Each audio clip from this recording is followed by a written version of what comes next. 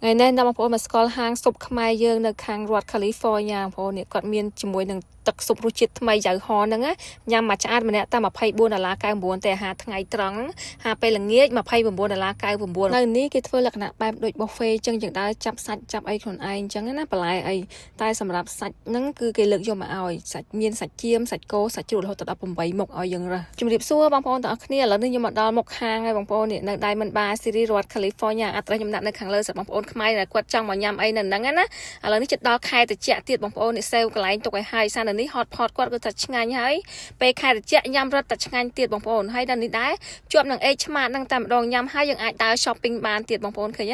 ផ្សារកូរ៉េហ្នឹងណាហើយកន្លែងគាត់នេះដែរបងប្អូនមិនបាច់ចាំភ័យកន្លែងចតឡានអីទេបងប្អូនគឺថាធំតលាយមែនតែម្ដងនៅក្នុងផ្លាសារបស់គេបងប្អូនចតកន្លែងតាណាក៏បានដែរបងប្អូនឃើញហើយគឺ free ចត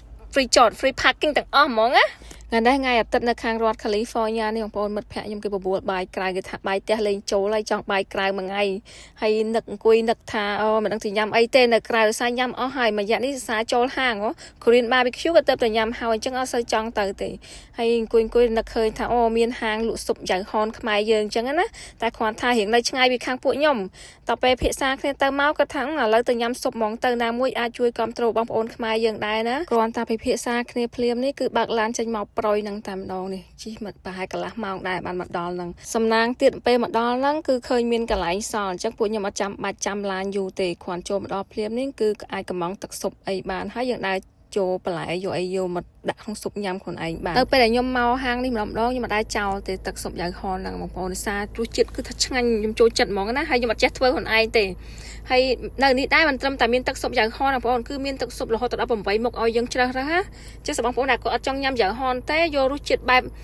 បចិនបែបអីក៏មានដែរបងប្អូនមានច្រើនចម្រើសហ្មងនៅហ្នឹងណាហើយសម្រាប់ពួកខ្ញុំមករាល់ដងគឺថាដែរចោលទេបងប្អូននេះជាមួយនឹងនំក្រូចបងប្អូននេះទៅនំក្រូចគាត់គឺថាឆ្ងាញ់មែនតែម្ដងសម្រាប់បងប្អូនដែលគាត់មកកុំភ្លេចអូដឺនំក្រូចនេះបងប្អូនគឺគេអត់គិតលុយទេ free បងប្អូននេះគេមាននំក្រូចហើយជាមួយនឹងសាយ៉ចៀនបងប្អូនក្រៅពីនំក្រូចសាយ៉ហ្នឹងក៏គេនៅមាន ice cream ឲ្យញ៉ាំ free ដែរទៅនំក្រូចហើយនឹងសាយ៉អីហ្នឹងបងប្អូនចង់ហៅប្រហែលហៅទៅញ៉ាំមួយឆ្អែតដូចគ្នាគេគិតតែតម្លៃស៊ុបទេបងប្អូន free ទាំងអស់តែម្ដងណាសូម្បីតែសាច់ក៏ដោយបងប្អូនសាច់គឺមានរហូតដល់8មុខសាច់ចៀមសាច់គោសាច់ជ្រូកហ្នឹងបងប្អូនហៅគ្រប់មុខក៏បានដែរអស់ហើយទៀតទឹកស៊ុបបើសិនយើងញ៉ាំអត់ទាន់ឆ្អែតទៅក៏យើងអាច refill បានដែរទៅគឺ free ទាំងអស់តែម្ដងជាមួយនឹងតម្លៃហ្នឹងណាបើសិនជាយើងចង់បានធូរថ្លៃចឹងបងប្អូនមកពេលថ្ងៃម៉ោង12រហូតដល់ម៉ោង4ល្ងាចហ្នឹងតម្លៃវាតែ$24.99ទេថ្ងៃច័ន្ទដល់ថ្ងៃសុក្រហើយ weekend ហើយនឹងពេលល្ងាចហ្នឹងម៉ោង4រហូតដល់ពេលយប់ហ្នឹងគឺ$29.99ម្នាក់ណាហើយសម្រាប់ក្មេងៗដូចកូនខ្ញុំអីអញ្ចឹងគេគិតម្នាក់តែ$12.99ទេគេមានកម្ពស់របស់គេហើយក្រោមកម្ពស់គេនឹងដូចគេញ៉ាំអត់អស់លុយទេ free ទេបងប្អូនអញ្ចឹងព័ត៌មានលម្អិតបងប្អូនអាចទេមកហាងហ្នឹងផ្ទាល់ក៏បានឬមួយក៏មកសួរគេនៅហាងហ្នឹងផ្ទាល់ក៏បានដែរនិយាយទៅតម្លៃអីគេគឺគេបិទនៅមុខហាងហ្នឹងហ្មងបងប្អូនមុខទ្វារចូលនៅពេលយើងមកគឺយើងឃើញហើយនៅនេះដែរខ្ញុំចូលចិត្តជាងគេហ្នឹងចូលចិត្តមកបងប្អូនគឺដោយសារថាយើងអាចយកបន្លែឬមួយក៏ប្រហិតអីញ៉ាំហ្នឹងគឺថា free យើងដែរចាប់ខ្លួនឯងអញ្ចឹងយើងមិនចាំគេលើកយកមកឲ្យទេបងប្អូនទៅងាយស្រួលណាសារកន្លែងផ្សេងគឺយើងគេលើកយកមកឲ្យរៀងបបាបន្តិចតែដល់ពេលនៅនេះវិញយើងចង់ញ៉ាំមួយណាយើងយកមួយហ្នឹងទៅបងប្អូនឃើញគឺថាមានច្រើនជម្រើសខ្លាំងមែនទែនជាពិសេសគឺថាសាច់ប្រហិតហ្នឹងក្រៅពីប្រហិតគ្រប់មុខហ្នឹងគឺគេមានបកាមានដូចជាមានស្អីផ្សេងទៀតនៅក្នុងហ្នឹងដូចបងប្អូនឃើញនៅក្នុងវីដេអូហ្នឹងអញ្ចឹងណារបស់អស់ហ្នឹងគឺយើងដើរចាប់យកទៅញ៉ាំខ្លួនឯងមានតំពងក្រួចមានទាំងអីទាំងអស់ហ្នឹងបងប្អូនឃើញថាមានច្រើនមុខហ្មងណាហើយនៅក្នុងហាងនេះដែរបងប្អូនខ្ញុំចាប់អារម្មណ៍ថាអ្នកធ្វើការនៅក្នុងហ្នឹងក្មេងៗហើយគាត់ចេះនិយាយភាសាខ្មែរទៀតបងប្អូនអត់ចេះអង់គ្លេសជាពិសេសអ៊ំចាស់អីគាត់មកគាត់ចង់ញ៉ាំអីចឹងអត់ចេះអង់គ្លេសខ្លាចថាពិបាកហៅអីនិយាយខ្មែរបាននិយាយទៅបុគ្គលិកនៅក្នុងហ្នឹងចេះខ្មែរដូចគ្នាបងប្អូនកលេចមើលសាច់នៅក្នុងចាននេះបងប្អូនឃើញស្រស់ល្អណាស់មានទាំងសាច់ចៀមសាច់គោសាច់ជ្រូកពោះជ្រូកសាច់ជ្រូក3ជាន់អីហ្នឹងមានទាំងអស់ហើយចានគេដាក់ច្រើនគេដាក់តិចអញ្ចឹងហើយងាយស្រួលឲ្យយើងញ៉ាំបើមិនយើងញ៉ាំអស់អត់ឆ្អែតទេយើងថែមសាច់បានបងប្អូនសាច់ហ្នឹងគឺអត់ឆោចលុយថែពីលើទេណាតម្លៃម្នាក់ប៉ុណ្ណាគេយកប៉ុណ្្នឹងហើយអញ្ចឹងរបស់ដែលយើងញ៉ាំអត់ឆ្អែតគឺយើងញ៉ាំឲ្យឆ្អែតទៅអស់ថែមហៅមកមិនថាទឹកស៊ុបមិនថាអីទេដូចបងប្អូនឃើញហើយចង់បានអីហៅគេមកហើយនៅនេះដែរខ្ញុំស្គាល់ឃើញថាចានដែលយើងញ៉ាំបងប្អូនគឺគេដាក់ចានថ្មចានអីអញ្ចឹងងាយស្រួលសម្រាប់បងប្អូនដែលគាត់មានកូនតូចចង់ញ៉ាំអីខ្លាចកូនធ្វើបាយចានបាយឆ្នាំងកន្លែងគេអត់បាច់ចាំភ័យទេបងប្អូននេះចានគេរបៀបគាត់ថាចានតារាដាច់តារាអញ្ចឹងណាបងប្អូនជ្រុះអីអត់បែកទេអញ្ចឹងមិនចាំភ័យទេអ្នកមានកូនក៏មកញ៉ាំបានដែរហើយណាមួយក្នុងហាងគាត់ហ្នឹងខ្ញុំឃើញកន្លែងអង្គុយហ្នឹងគឺថាធំទលាបងប្អូនតុកគេហ្នឹងណា ទៅតលាយមែនតើជាងហាងផ្សេងៗខ្ញុំធ្លាប់ទៅសម្រាប់បងប្អូនដែលគាត់មកញ៉ាំបងប្អូនកុំភ្លេចនេះមកឲ្យថតវីដេអូផងថតរូបផងបងប្អូននេះជាមួយនឹងសាច់កាវីហ្នឹងបងប្អូននេះទៅខ្ញុំមកលោកណាក៏ថាមិនដែរកាវីបានល្អដូចគេទេបងប្អូននេះឃើញទេសាច់កាវីជាលក់អញ្ចឹងឲ្យលើកមកញ៉ាំបងប្អូននេះកុំឲ្យឆ្អិនពេកអញ្ចឹងមិនបងចូលទេនេះឥឡូវនេះគេកំពុងតែល្បីនៅក្នុង TikTok របៀបសាច់កាវីអញ្ចឹងណាសាច់ស្ដាងកាវីជាលក់ទឹកស៊ុបញ៉ាំឆ្ងាញ់អញ្ចឹងទៅហើយខ្ញុំបងប្អូនដូចឃើញហើយឲ្យតែថាចេញដើរញ៉ាំម្ដងគឺថាមិនដែរបានញ៉ាំស្រួលខ្លួនគេទេស្អីចូលចិត្តថតវីដេអូអញ្ចឹងហើយឲ្យតែថាមកហ្នឹងមុននឹងបានញ៉ាំហ្នឹងគឺថាថតវីដេអូសិនហើយតែថាអ្នកមកជាមួយហ្នឹងគឺគេញ៉ាំឆ្អែតអស់ហើយគេអង្គុយចាំខ្ញុំញ៉ាំក្រោយគេរហូតបងប្អូនហើយខ្ញុំញ៉ាំមិនដែរបានច្រើនប្រហែលទេថាតែគេឃើញតែគេឆ្អែតហើយយើងឆ្អែតដែរតែហ្មងបងប្អូនឃើញក្នុងវីដេអូហើយទៅខ្ញុំអត់សូវចេះកាវីសាច់ដូចគេបងប្អូនយកឲ្យកាវីសាច់ហើយចលក់ទឹកស៊ុបហ្នឹងទៅអត់សូវចេះទេឆ្កងមែនតែម្ដងហើយទៅខ្ញុំអត់សូវងាយធ្វើប្រហែលដោយសារខ្ញុំជាមនុស្សម្នាក់ដែលអត់ចូលចិត្តញ៉ាំសាច់ឆៅអញ្ចឹងណាបងប្អូនចូលចិត្តសាច់ណាដែលឆ្អិនឃើញឆៅអញ្ចឹងគឺថាអត់ទេបងប្អូនភាគច្រើនខ្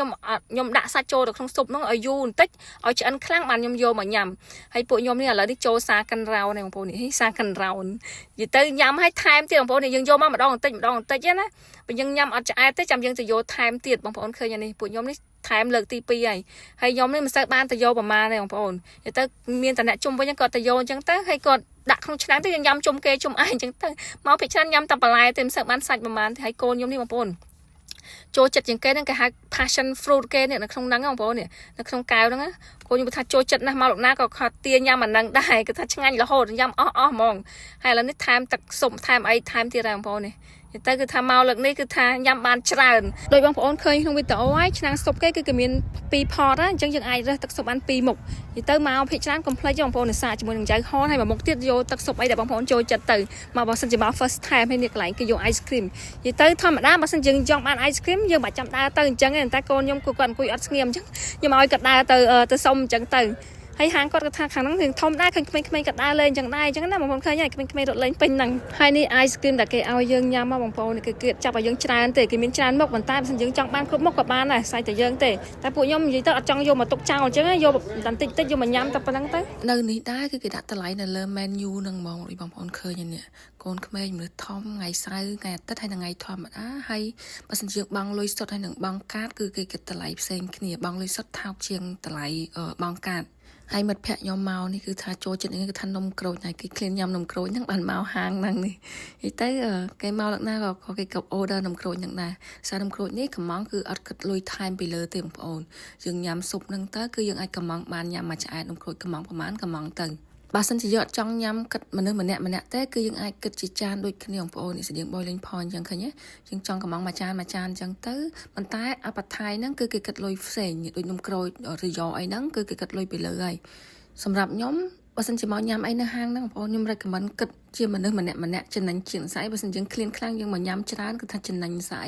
គឺយើងអាចញ៉ាំអបថ័យអីផ្សេងទៀតបានអញ្ចឹងណាឥឡូវនេះញ៉ាំហើយគឺដល់ម៉ោងគិតលុយហើយទៅពួកខ្ញុំទៅណាមកណាគឺស្រួលមួយយ៉ាងដែរគឺចេញលុយស្មើគ្នាអញ្ចឹងណាចេញម្នាក់ 50% អញ្ចឹងទៅហើយថ្ងៃតែមកគឺឃើញបងស្រីគឺគាត់បញ្ចុះតម្លៃឲ្យបាន 30%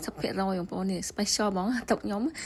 ទៅណាមកណាឥឡូវតាមហាងមួយមិនថាហាងចិនហាងយួនហាងអីទេឲ្យតែឃើញពួកខ្ញុំចូលគឺគេតែងតែធ្វើការ discount ឲ្យពួកខ្ញុំឲ្យដឹងថាពួកខ្ញុំអ្នកធ្វើវីដេអូ